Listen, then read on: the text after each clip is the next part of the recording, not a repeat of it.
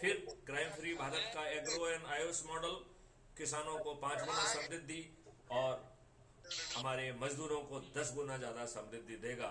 और हम अपना हर सामान देश में और विदेश में, जैसे पहले भारत में होता रहा है कि भारत की हर चीज सोने के भाव बिकती थी, अब ये दोबारा समय आ गया है कि चूंकि भारत का हर खाद्यान्न प्रोसेस्ड होगा जिसमें कि औषधियां मिली होंगी, तो वो खाद्यान्न जो है आपको निरोगी भी बनाएगा और दीर्घायु भी बनाया जाएगा, और वह जो है बहुत बड़े दामों पर जो है देश और विदेश में बेचा जा सकेगा।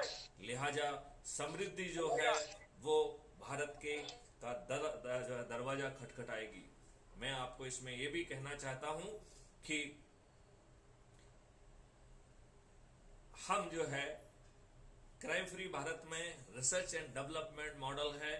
क्राइम फ्री भारत मिशन का यह घोषणा है कि आने वाले समय में भारत जो है रिसर्च एंड डेवलपमेंट हब बनेगा और विश्व गुरु भी बनेगा। अभी